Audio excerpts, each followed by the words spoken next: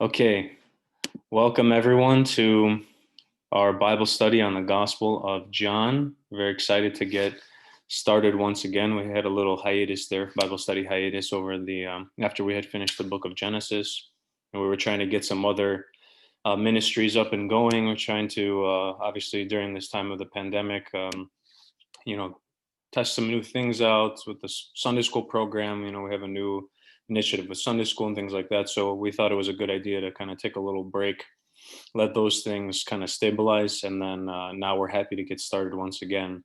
So over the next few months, we're going to be looking at the Gospel of John. The reason I picked the Gospel of John is because for a couple of reasons. So first of all, after doing an Old Testament book, I wanted to switch gears and go to the New Testament, not to go too heavy on the old versus the new.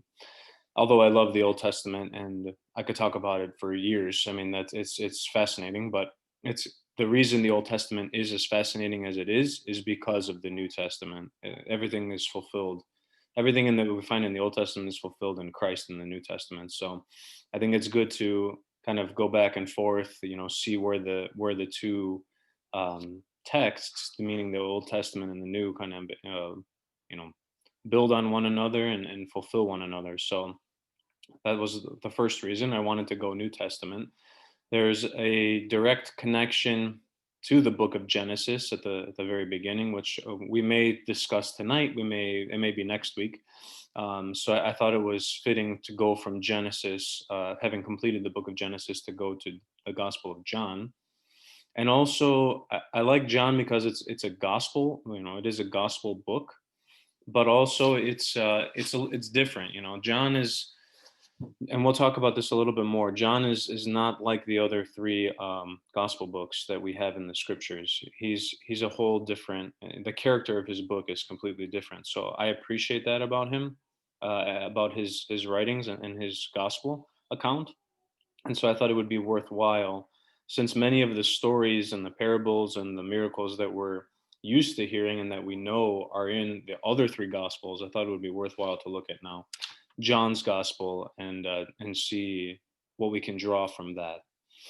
The final reason is every seminarian that has graduated, every priest that has come out of Hellenic College Holy Cross Seminary has a special place for the beginning of the Gospel of John in his heart, because all of us had to take a New Testament Greek course with our beloved Professor Holmberg, and she made us memorize the beginning of the Gospel of John in Greek. So we would practice the beginning of the Gospel of John over and over and over again until we memorized it, or at least could, fake it till you make it. And then, so basically for a whole year of our seminary life, we were practicing the beginning of the Gospel of John in Greek. So, and on our crosses that we get when we graduate, it has the Byzantine eagle, and on the scroll that it's holding is the beginning of the Gospel of John. So that was the last and final reason. So I said, to honor Professor Holmberg and all of the hours that we spent in New Testament Greek class, we're going to go for it and go for the Gospel of John. So that's a little bit of the reason why I decided to choose it, and I'm very excited. The Gospel of John is a wonderful text, and hopefully something that we can build our faith on top of, the work that he has done for us. So before we get into the text, I wanted to give a little background information, some things that I think are important for us to really understand what we're getting into before we actually dive into the actual text of the Gospel of John. So, first of all, let's talk about what a gospel actually is. So, gospel in Greek is the evangelion. The word for gospel in Greek is evangelion, which literally means the good news or the good message. Angelos, we know it as angel in the modern Greek, but in the ancient Greek, it was message or news. And ev is a prefix that means good. So, good news.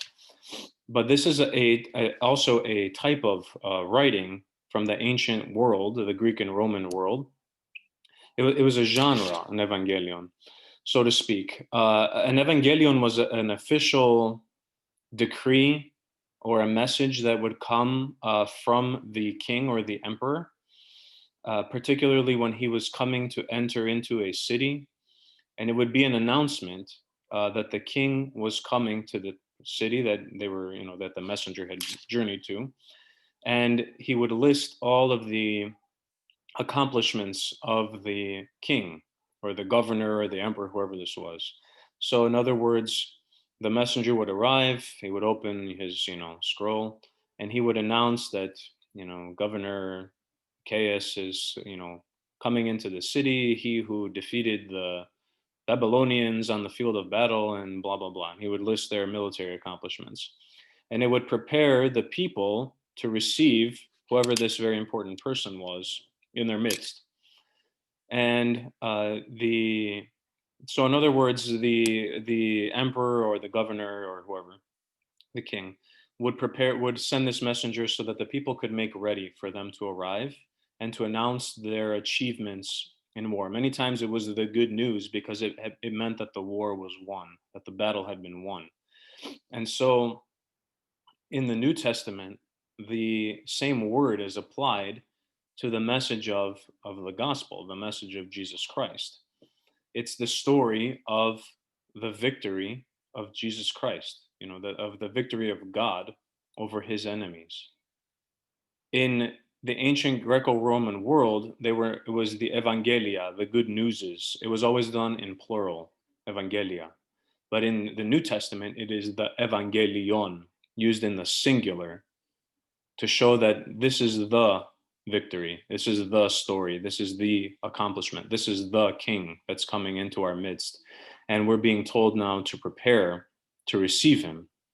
For many people in this ancient world, to read the gospels or to hear, many times they would have been read, in the midst of a congregation, it would have been read, would have been their first exposure to the life of Christ, to come into their lives and to be a part, to take his place in their hearts.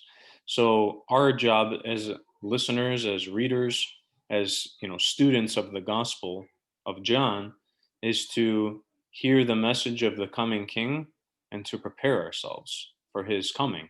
We have prepared ourselves through baptism. If we're baptized Orthodox Christians, we've prepared ourselves, but we also expect and anticipate him to come again.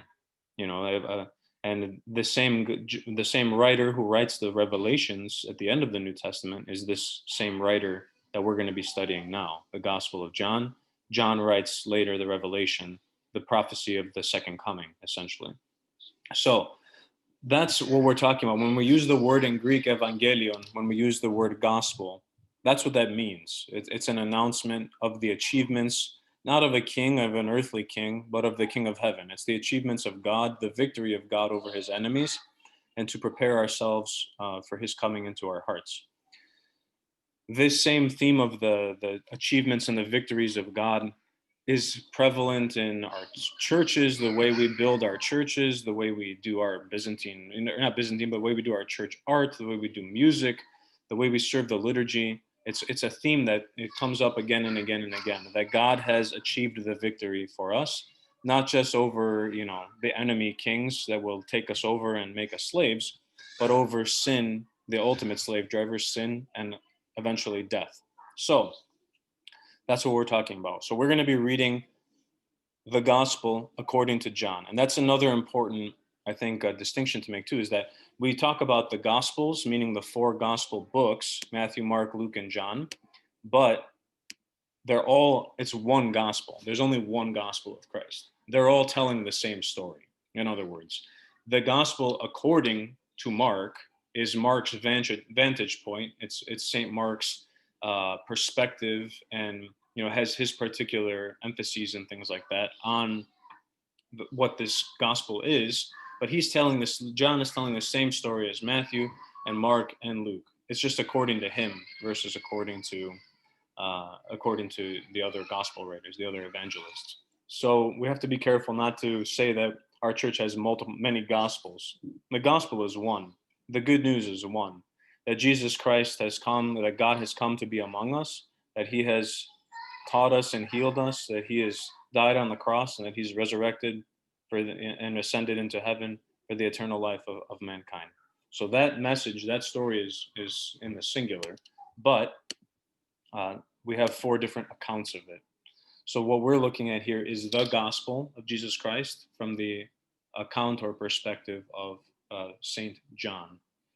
Saint John the theologian, just to be exact. Not there's many Saint Johns, but this is Saint John the theologian, who was one of the 12 disciples, who was the beloved of Christ, and we'll see that that gives him some inside information um, and some different stories that are not in some of the other gospel accounts. So in our church, the Gospel of John is important, and it's given a priority in the liturgical life too.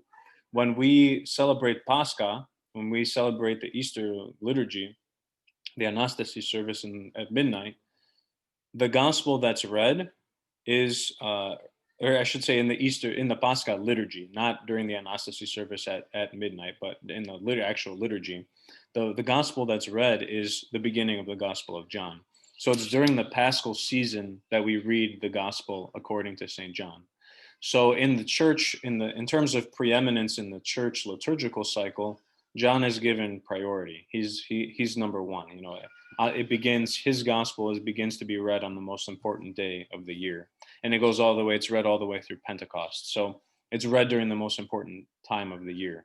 So even though it was the last gospel book that was written, he is given a priority in the liturgical life of the church. So St. John, some little more background information. St. John wrote this gospel towards the end of the first century, around the year 90 AD, in the city of Ephesus. That's where John was based as in his apostleship.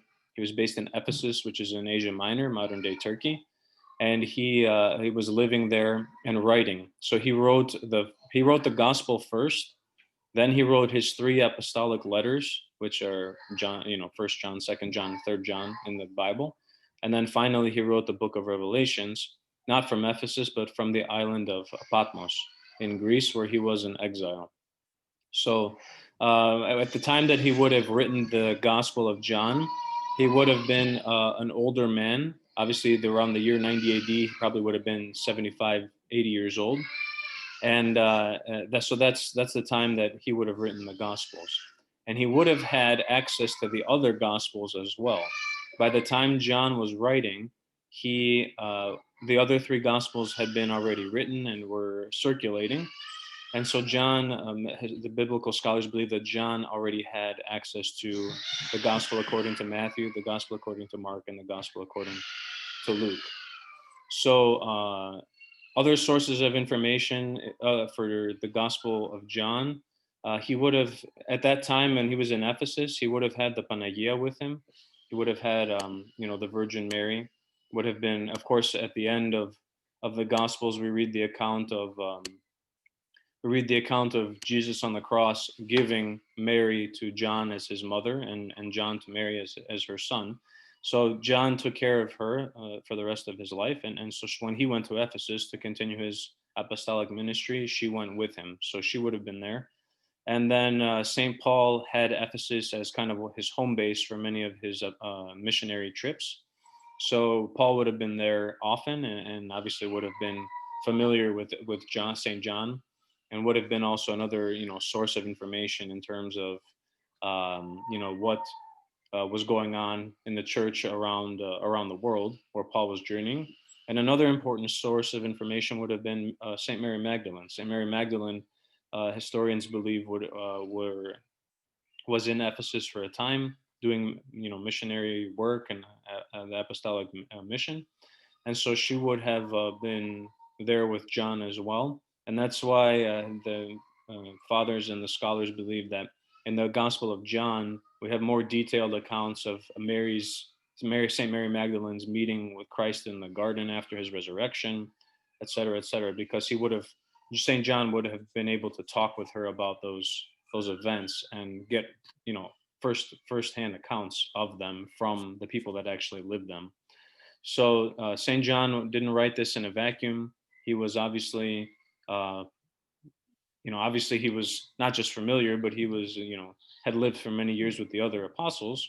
but also he would have had these other people near him at the time of the writing of the gospel to supplement his own knowledge and his own experiences. So so that's kind of some more background information on the Gospel of John. You know, when it was written, um, and that's important because a lot of biblical scholars, especially in the some other Christian denominations, try to place the writing of the Gospel of John in the second century because they don't agree with the theological concepts that he puts forward. So they try to divorce the truth of the of John's teaching from the firsthand account. You know, they try to make it seem like this was written at a later time after the church had already developed these theological concepts that he's putting forward. We don't need to get into all that, but it is important that historians, biblical scholars, pretty much now agree that it was written at the end of the first century, which obviously is very would be right in the timeline of the life of John. St. John was the only disciple of the 12 that was not martyred, by the way. And that's why he ends his life in exile as an old man on the island of Patmos in Greece, as I mentioned. He was there at that time. Patmos, from I was listening today to an ancient faith lecture on the Gospel of John, and it was saying that at that time Patmos, which is an island in Greece, beautiful island by the way. I've been. You can go actually to see the cave of the Revelation where John saw the Revelation.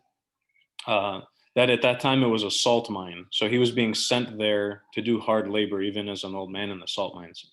So you know, it's not when we think of going to Patmos for exile, we think, oh, that actually sounds pretty good. But no, he was there doing you know, difficult, hard labor at that time.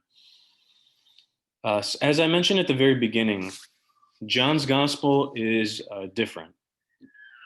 The other three gospels, Matthew, Mark, and Luke, according to Matthew, Mark, and Luke, are what we call, what are known as the synoptic gospels. They're lumped together in that way because they follow a similar structure, they follow a similar timeline. Many of the stories are the same. If you read the Gospel of Matthew and Mark, many of the passages are word for word identical to one another. That's because the evangelists again had access to the other writings, so they used each other, so to speak, to, you know, to produce their own accounts as well. John is totally different. He doesn't follow the same timeline. He doesn't follow he doesn't follow the same stories. Whereas in like Luke, there's many miracle stories, many parables, and John just hardly any. In the other three synoptic gospels, for example, uh, the words of Christ are typically short. You know, aside from like the Sermon on the Mount in Matthew, the Gospel of Matthew, which is, you know, 3 chapters long, Christ speaking is usually short, to the point, very memorable. You know, if you have, you know, faith, you know, if you have faith the size of a mustard seed, you know, you would tell this mountain to move from here to there, and it would listen to you. You know, there are things that are easy to remember. They're so impactful, but they're usually short. In the Gospel of John, John includes entire conversations that Christ has with people, with his disciples, with Nicodemus, for example, and they go on for chapters. For example, so on Holy Thursday evening, the Passion Gospels, correct, right? We read the 12 Gospels. That first Gospel is like takes like 25 minutes to read. So that Gospel is like 3 chapters out of the book of John. It's a single monologue. Christ is in a prayer. Christ is praying and speaking to his disciples. But that's one continuous event. You know, in the other gospel passages, you hardly ever see anything quite like that. Again, besides the Sermon on the Mount in the Gospel of Matthew. So you see a lot of very long, you know, theological concepts. You know, Christ is speaking. He speaks. It's, you know, Christ. He doesn't sound different, but the things that he's saying um, are deeper, more theological, more revelation. He gives more of a revelation to God and him about God and himself. In the Gospel of John, even the timelines are different. So in the three synoptic Gospels, Matthew, Mark, and Luke, Christ spends one Passover in Jerusalem. it makes it seem like his ministry, earthly ministry, is only 1 year long. But in the Gospel of John, there's accounts of 3 different Passovers, which make it seem like there's that Christ's earthly ministry is 3 years long. And I was actually reading today in one of my books that the church historian Eusebius, who you don't have to remember that name, but he's an early church historian. He writes that John was asked to write his gospel to fill in the early years of Christ's ministry, because the other gospel writers focused on the final year of Christ's ministry. So even that's different. There's different stories in the Gospel of John. So, for example, in the Gospel of John, the birth of Christ is not included. The baptism of Christ is not included. But you have before Palm Sunday the story of the raising of Lazarus, which is not in the other 3 Gospels at all. So you have different accounts, different details that are included, and different stories. Now, why is that? For many historians, this is very problematic. For many biblical scholars, is John an authentic witness? When these stories are so different and they're out of order, and et cetera, et cetera. For us, there's no problem accepting the differences between the gospel writers, because again, it's the same story, but it's told from a different perspective. Just like you can have 10 eyewitnesses of the same event. If you go and ask each of them what happened, they'll tell you, you'll get different stories. You're not going to get word for word the same account of what happened. It's the same thing with the gospel writers. They choose to emphasize different things. Different things are important to them. Different things are important to their audiences. Matthew writes to a Jewish audience. Luke is writing more towards, Gentiles, non-Jews, to be more universal. So they're going to include different things to appeal to who's reading their writings. So John is different because, again, he had access to the other gospel writers, and in many cases, he's filling in the details that have been left out by the other gospel writers. He's including things like the wedding of Cana, which again is not included in any of the other 3 Gospels writers. He includes those stories to, again, fill in the gaps of the story where the other 3 Gospel writers had missed things that he thought were important. So that's why we have such a different account and a different structure and a different themes and theology. St. John's Gospel is very theological compared to the other 3. The other 3 have more of a historical feel to it. Jesus went here, Jesus said this, Jesus did that, Jesus healed this person, then they went here, then they went there, etc. John it has a different vibe to it altogether.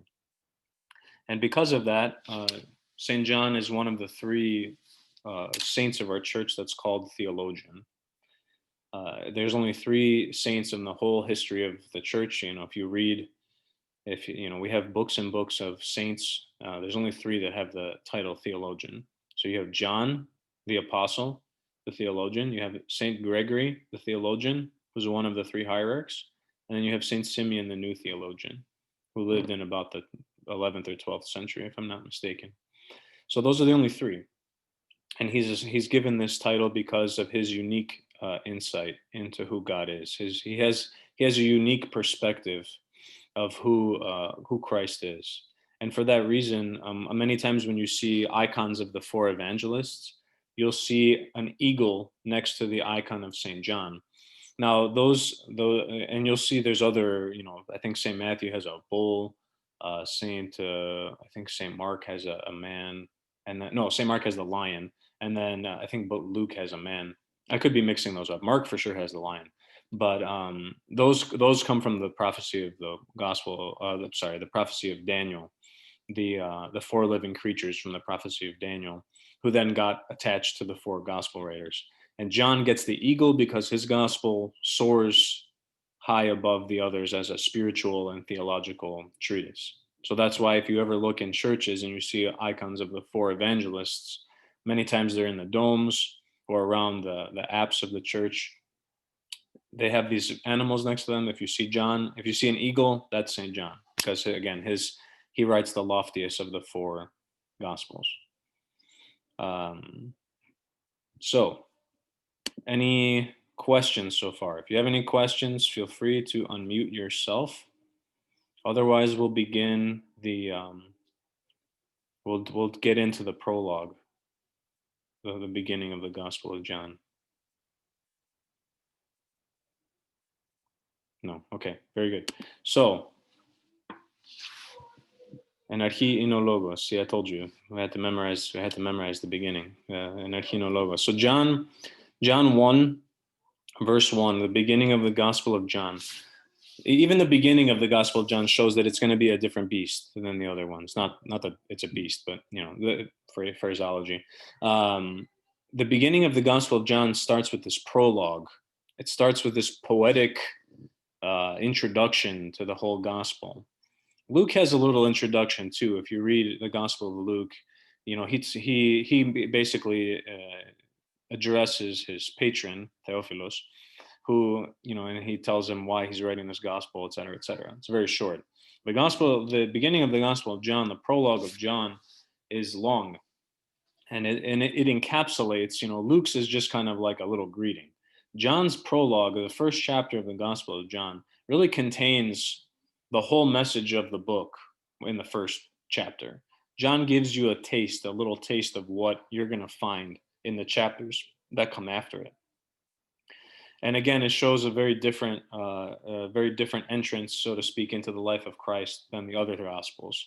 Mark begins very quickly by going straight to the baptism of Christ.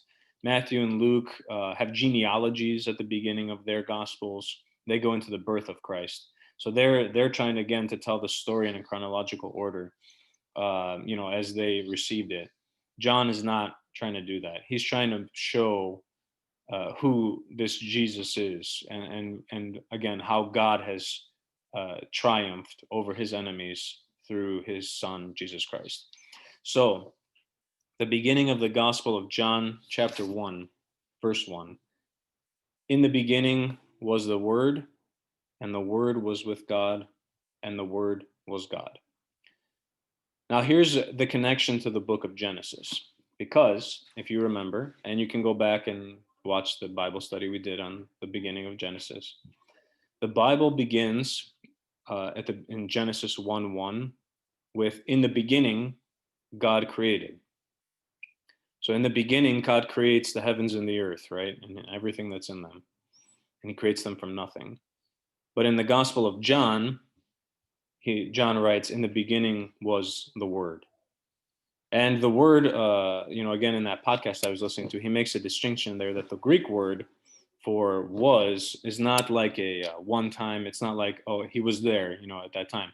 It's almost like he was already there, in the beginning, the word was already in existence. The word was already there.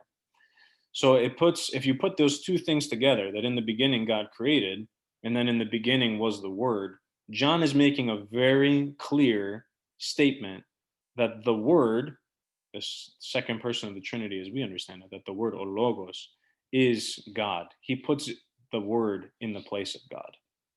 If in the beginning God created, and in the beginning was the Word, then it was the Word who was creating with God as Father. So John, from the very outset, makes it clear that who he's talking about is not just a person. He is God. Whereas the other gospel writers don't so much come out and say it directly. I mean, obviously, it's a very easy.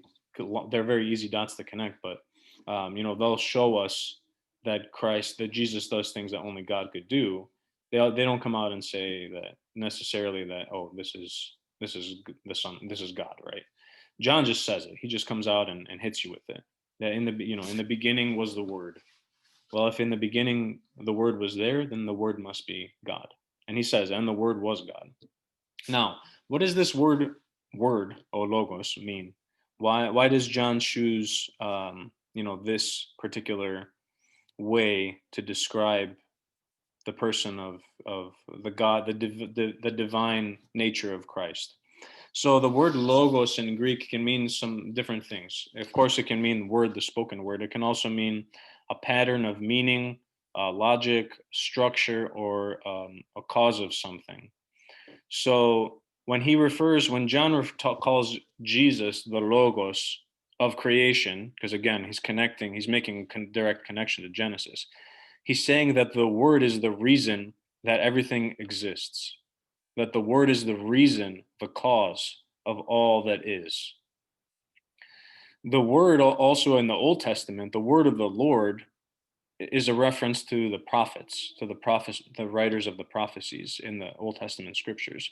So many times when you open a book of prophecy in the Old Testament, you'll see the word of the Lord came to this prophet, Isaiah, right? The word of the Lord came to Elijah and, saying, so blah, blah, blah. So, say this to my people, Israel.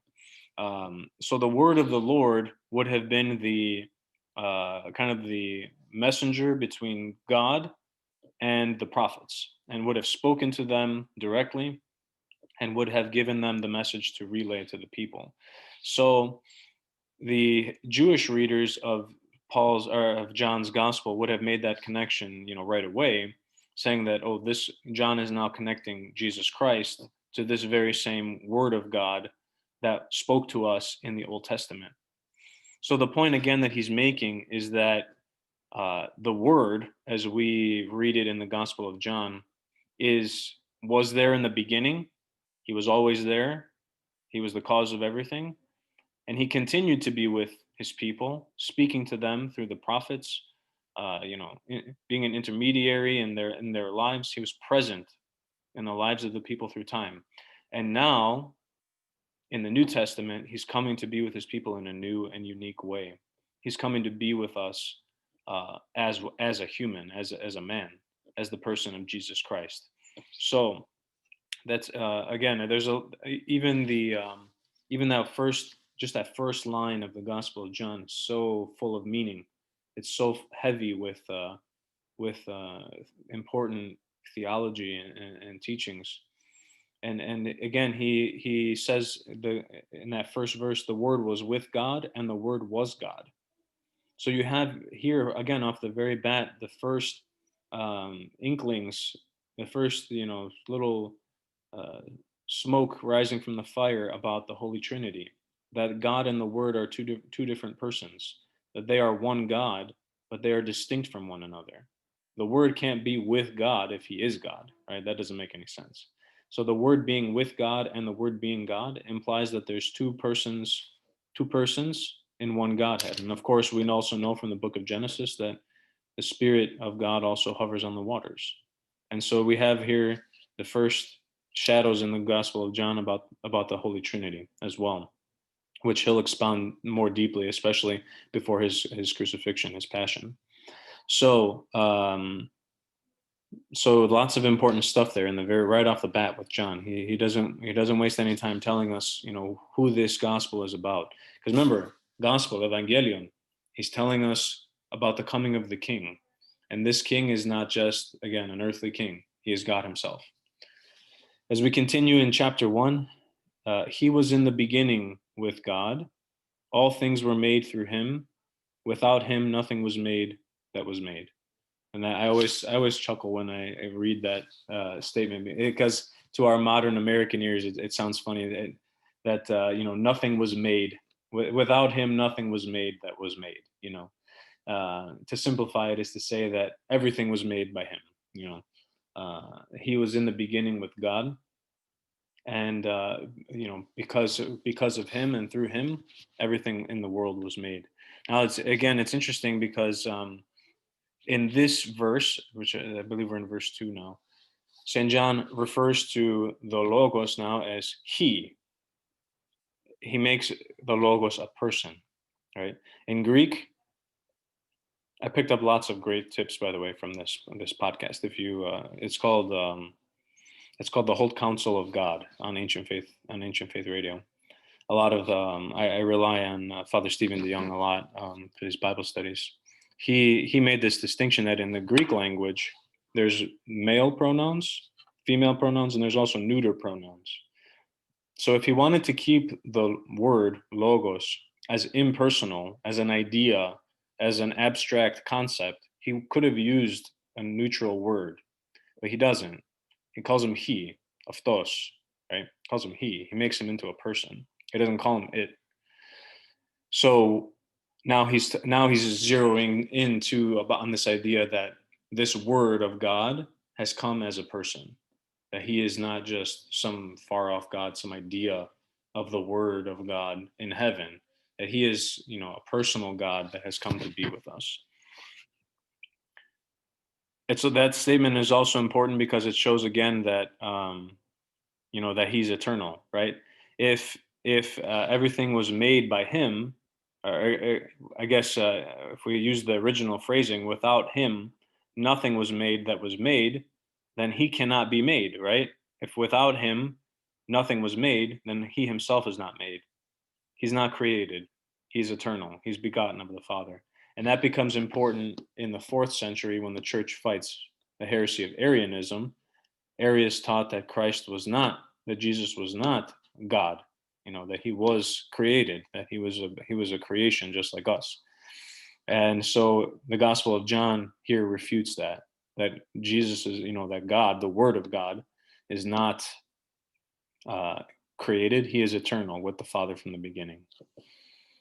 All right, continuing here with the prologue, we'll go for a few more minutes. I don't want to keep everybody too late tonight.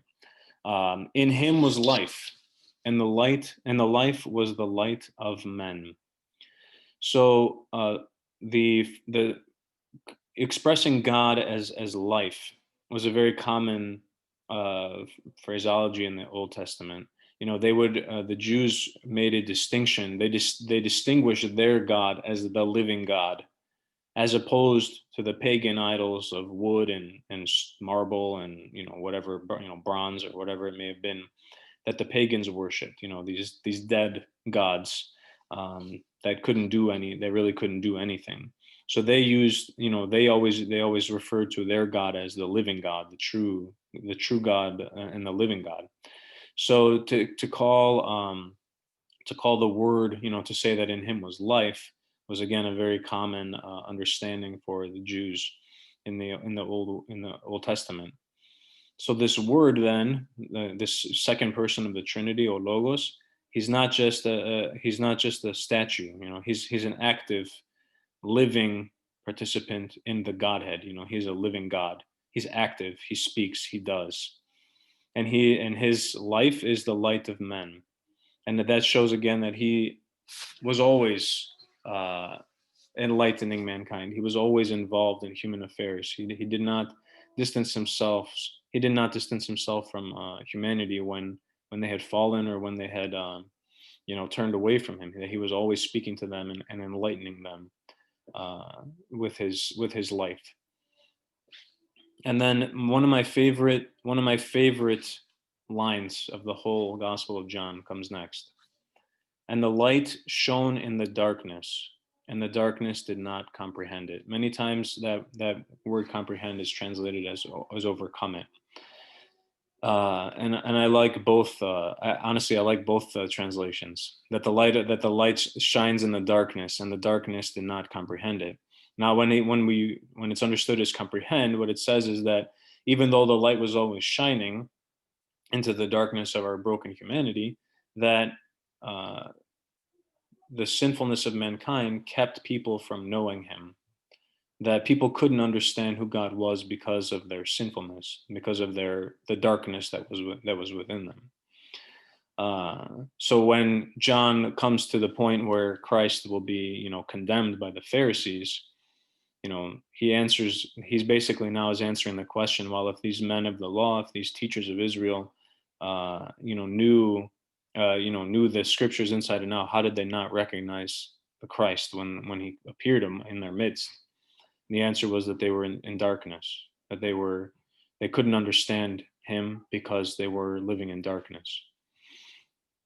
If you translate it as the darkness did not overcome it, the light, it becomes a very resurrectional statement, that even death itself, could not overcome the light of God. That God is so powerful that no matter what, he will always come out as the victor. And that has many times in my life has really propped me up, when difficult circumstances have come up, even during this time of the pandemic, which has been so difficult for so many of us. That having those words, that the darkness did not overcome the light of God. It's very powerful, when you understand it that way, when you read it that way. So I like both. I don't think we have to necessarily pick and choose. Father Stephen says that comprehend is probably the more accurate translation, but um, I like overcome as well. So before we get into John the Baptist, I'm going to pause here for this week, and so we don't tire you guys out. Are there any questions? Are there any questions about what we covered? Again, I know we talked about a lot of different things, background information, and then of course the first few verses of John, talking about the prologue. So if there are any questions, feel free to unmute yourself and fire away. Father, I have a quick one. There were some Jews that did overcome the darkness, right? Like it wasn't Nicodemus one of them, and Right, maybe yeah. a few others. And Right, and we'll get to know them in John's gospel too. What John is saying is not that all Jews rejected Christ. Like obviously that's not, John himself was a Jew, so obviously that wasn't the case. But there are also people in the life of Christ who, even though he shines light in their darkness, they don't know who he is. He's a stranger to them.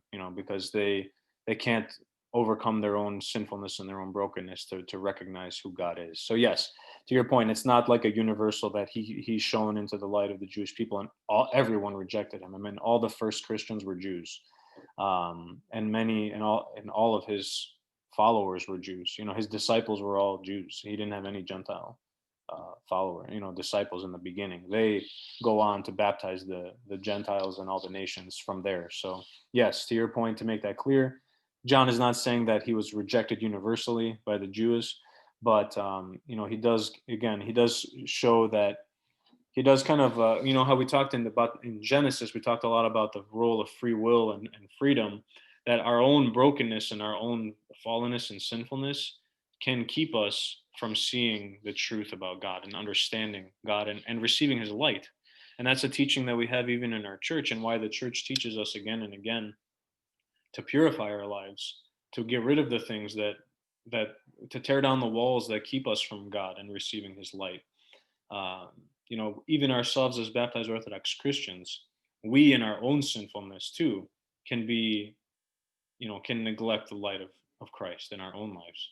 So it's also a warning too for ourselves that, if we don't follow what's in these gospel accounts, if we don't live the life that's put forth by the gospels and the scriptures and the church, that we too can fall into that same trap, that we too can fall into that same blindness, so to speak, spiritual blindness, where we can't see the light of God and working in our own lives too. Any other questions? Thank you, Mark.